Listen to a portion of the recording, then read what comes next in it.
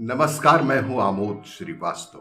Amazing thought, amazing message, amazing information की दिशा में आज एक कदम और आगे। आज के इस दो चिंतन का विषय है मंत्रों का भंडार और अनमोल काया। आपको ये मेरा वीडियो अच्छा लगे तो लाइक करें, शेयर करें और लाल बटन दबाकर सब्सक्राइब अवश्य करें। साथ ही बेल आइकन दबाना बिल्कुल ना भूलें।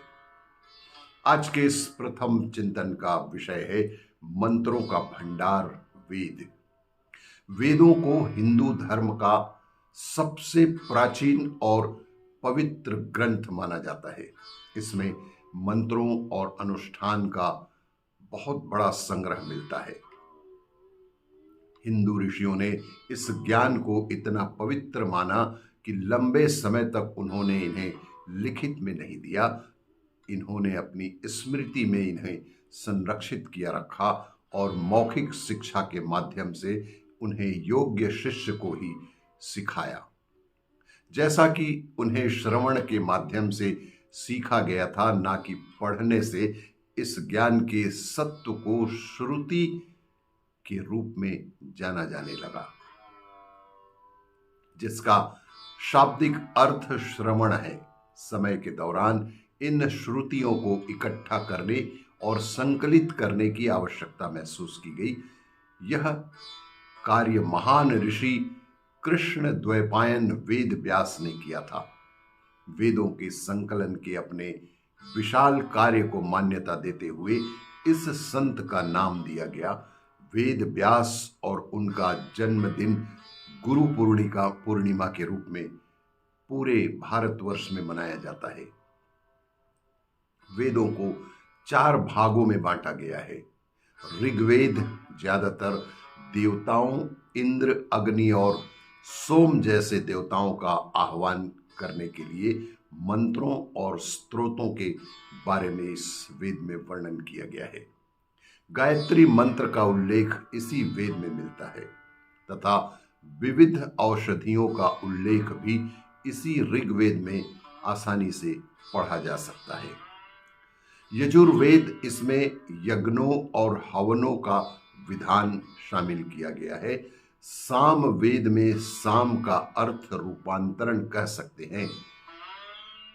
अथर्ववेद सांसारिक महत्वाकांक्षाओं के लिए जादू मंत्र जैसे तंत्र मंत्र के साथ चमत्कार रहस्यमय क्रिया का इस अथर्ववेद में उल्लेख मिलता है।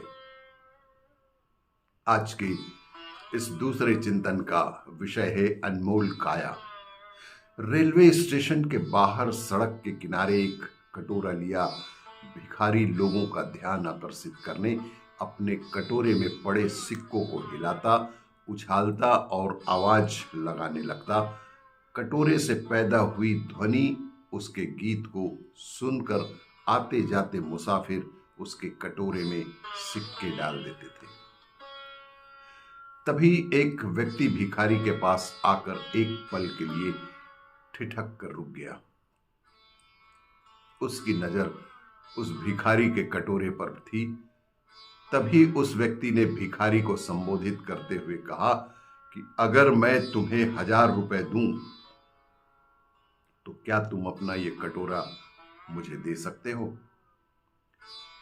भिखारी ने अचंभित होते हुए अपना कटोरा उस व्यक्ति की ओर बढ़ा दिया और वह व्यक्ति कुछ 100 के नोट उस भिखारी के हाथ में थमाकर उससे कटोरा लेकर अपने बैग में डाल तेज कदमों से स्टेशन की ओर बढ़ गया।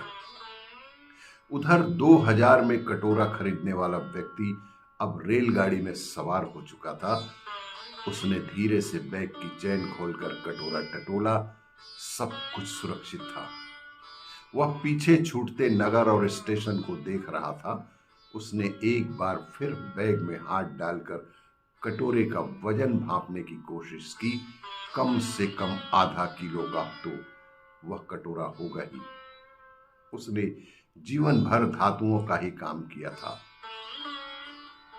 भिखारी के हाथ में वह कटोरा देखकर बेहद हैरान हो गया था, क्योंकि वह कटोरा सोने का था।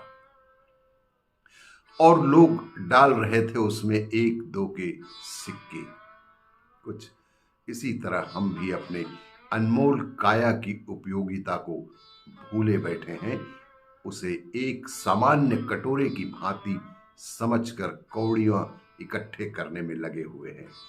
अपने इस अनमोल काया को पहचानें और इसका सदुपयोग करें। आपको ये मेरा वीडियो अच्छा लगे तो लाइक करें, शेयर करें और सब्सक्राइब अवश्य करें।